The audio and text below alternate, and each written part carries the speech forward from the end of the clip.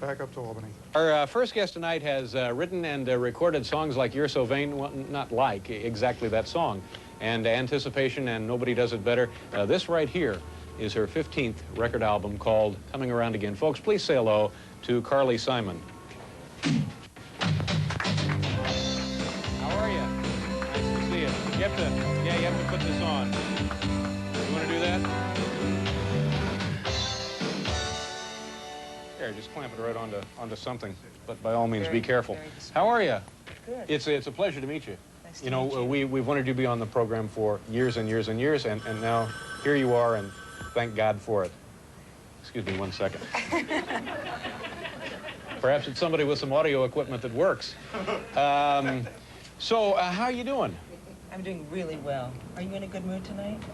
Yeah, sure. When you check into a lovely hotel, you can't not be in a good mood, can you? Do you like this better than your studio? Yeah, I think so. And you're actually going to sing here. Have you ever sung before in like a hotel suite? Yes. In fact, that's where I sing. It's the only place I sing. You prefer this actually than appearing in front of large groups of people? I like this kind of informal, funky atmosphere. Mm-hmm. Oh, excuse me, I'm sorry, I didn't mean to say funky. Yeah, that's a couple of decades ago, yes, isn't it? That's right. And it also doesn't apply to this ravishing suite. That's right. Yes, I don't think it would be fair to Helen Hayes, seriously, to call it funky. You were going to be on Miami Vice? Yeah, well, I was asked to be. I was asked to play Don Johnson's wife. Now, is that something that appealed to you when you heard about it or not? It was so intriguing because I'd never been asked to play anybody's wife. On TV? On TV. Yeah. And I really wanted to. I mean, I wasn't able to because I live on Martha's Vineyard and my kids go to school there and so forth. But I thought I'd probably be very good to him, and that he'd like me as a wife, and then he would have trouble. They'd have trouble getting rid of me because I tend to hang in there. So you take over the show, perhaps. Right. Now, were your kids in favor of this? Did they think that might be a good idea? They wanted to very much because they would have been taken out of school, and they were going to put them up in Miami for the 6 weeks that I would have to be there. Yeah. And when did you start living on Martha's Vineyard?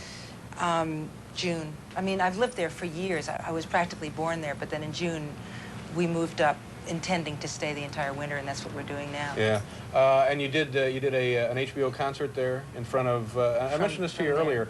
If I, God forbid, were a singer, it would be terribly difficult for me to go back to my neighborhood and have the neighbors come out of their houses and watch me sing. I just feel like a dork. Well, I mean, well, you're not a singer. Well, no, I know, but to do anything, even to change a tire, I know exactly I feel. what you mean. Yeah. I know what you mean. Was that added pressure for you? I suppose it was, although it was less pressure than if it had been an actual concert where anybody could have come and there would have been, the numbers too. Yeah.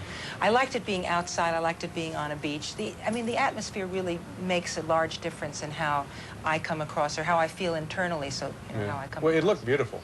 Now, were you comfortable performing there? That particular night I was. I never know how I'm going to be from one night to the next. Yeah. I mean how my psyche will be. The performance itself can be fairly consistent, but sometimes my psyche will not really measure up to the performance, and then it's a big weight on my mind. Is it safe to describe your apprehension here as acute stage fright, or would you rather not even talk about it? My apprehension here No, now? as performing no, night it's to night not. changing. It's not really stage fright at all, but we can discuss that some other time. You don't want to talk about it at all? You can't, for example, tell us like the worst manifestation of it? Well, it has more to do with claustrophobia than it does to do with stage fright. I mean, in the green room, in there. Well, yeah, especially with Hunter Thompson and the shoe guy.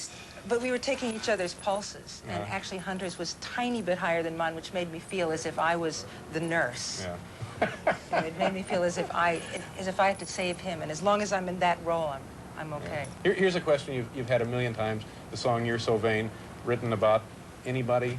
A combination of people? That's fair to say. A combination of people, okay. Or the thing you said before.